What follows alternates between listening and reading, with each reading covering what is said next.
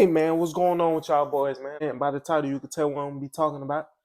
I'm gonna be talking about the problem with college basketball. Problem number one, I feel like, is players not being able to come out of high school to the NBA. And before y'all start asking, you know what I'm saying, maybe the high school players are not ready or whatnot. Look at two of the greatest three players of all time, in my opinion, and LeBron James and Kobe Bryant. Guess where they came from? High school. So I feel like that's all of the explanation you need. You get what I'm saying? All the reasoning you need. And the reason why I say that's a problem, because I feel that high school translate better to the NBA than college does. A lot of you might be like, why? You know what I'm saying? Or how? First of all, I feel that, in high school, you know what I'm saying, players are more accustomed to making plays off the dribble. You get what I'm saying? Rather than college, you ain't gonna have the ball in your hands long enough to make plays off the dribble. Because in college, you basically get 3 seconds max before you gotta pass the ball, before the coach start yelling from the sideline, calling timeouts and all that, for you to get a ball up. Which that lead me into my second point. You get what I'm saying on why high school translate better? Because in high school, you get what I'm saying, in the NBA, players play more freely. They're able to see what their strengths are, their weaknesses are, and they play around that. Because in the NBA and high school, the systems are built around the players. If a certain player is not good at, saying this certain skill, then that team is not going to play towards, that weakness. But in college, it doesn't matter because the system is based off the coach. So if the coach want to play a certain way, that's how, the game's going to be played. In college, they don't really want a player dribbling the ball 10 times in one possession. And like I said, they want somebody 3 times max pass the ball. You know what I'm saying? As soon as you cross half court line, look for your teammate to pass the ball. But in high school, in the NBA, they're looking for players that's able to maneuver around defenses, find different ways to score. They want somebody that can put the ball on the floor. Even the big man. You get what I'm saying? The big man in high school in the NBA, they want big men that can put it on the floor. You get what I'm saying? Especially in today's NBA, because you got people like Victor Wembanyama, you know what I'm saying? Joel Embiid, Nikola Jokic. You know what I'm saying? These are players that's big men that's bringing the ball up the floor and facilitating the offenses, and the offense is running through them. You get what I'm saying? Because when you're a star player in the high school in the NBA, the offenses are ran through you. But in college, then everybody gets a chance to touch the ball.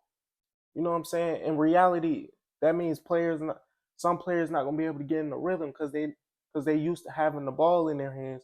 Now when they get to college, now they have to find, different ways to score without using the ball. And for some players that's difficult for them, especially if they went through all their high school with having the ball in their hands, and then you just tell them that they can't have the ball no more, or they don't get as many opportunities. Because in high school, you get scouted in college. You know what I'm saying, based off what you did in high school. So what doesn't make sense to me is how, you have a scout. He go to a specific school. They scout a player on what his strengths and weaknesses are. You get to the next level, and they're not even utilizing those skills. They're not utilizing him being able to put the ball on the floor, because now he got to become a spot up shooter. And in the NBA, it's the same thing. They want players that can put the ball on the floor. They want players that can, create opportunities for themselves. You get what I'm saying? Unlike college. So like I said, college is just that middle step where it's like, it can mess up a player's careers, but it can also help a player's careers depending on the position that that you're going into college with. Now if you're wasn't highly recruited in high school, you walk on to a program or whatnot, you go to college, gives you a chance to really prove what you can do. Like I said in the past, NBA big men. Usually NBA big men in college, they're the ones that's pretty much doing all the dirty work. You get what I'm saying? They the ones in the paint, getting the offensive and defensive rebounds. They the ones boxing out, making sure, they provide the aggressiveness to the defense. You get what I'm saying? They the ones in the post on the offensive side.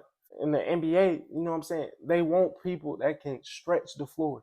They want people that can, like I said, that can put the ball on the floor. And definitely depending on the coach's system you go into, you really not gonna see that. You rarely see that in college. You know what I'm saying? Big man putting the ball on the floor. Well, you might mess around and get benched. The coach might call a timeout. You ain't even getting in for the rest of the game. If you putting the ball on the floor as a big man in college, you rarely see that. The only time you see them put the ball on the floor is when they in the post backing somebody down, or they catching the drop off, going for the easy layup. But in the NBA, they want players that can get crafty and find different ways to score. They want that Victor Wembanyama. They want that unicorn type player. That's why I say it's like college is it hurts players. You get what I'm saying? You see a lot of times high school players, they come out highly rated, you know what I'm saying, looking like the next LeBron, looking like the next Michael Jordan, Magic Johnson, whatever you want to say. But then they get to college and look like a totally different player. Then they end up trying to go to the next level and don't even get drafted, or late second round. Or even if they get drafted early on, they're going straight to the G League as a lottery pick or whatnot. And you know what I'm saying, you never hear them again. But I also feel like a lot of that, you know what I'm saying, of high school translating to the NBA falls on like the pace, you know what I'm saying, or like the knowledge. Because now, before y'all, you know what I'm saying, jump to conclusions and all that, let me tell you, I feel that, high school, pretty much every player is just starting out to play more organized basketball. Starting out, they don't really know what they're good at, so they're just going out there trying stuff and seeing what sticks to the wall and what doesn't. In the NBA, it's the same thing, because you hear a lot of times NBA players, they say when they got to the NBA, they had to change their whole game.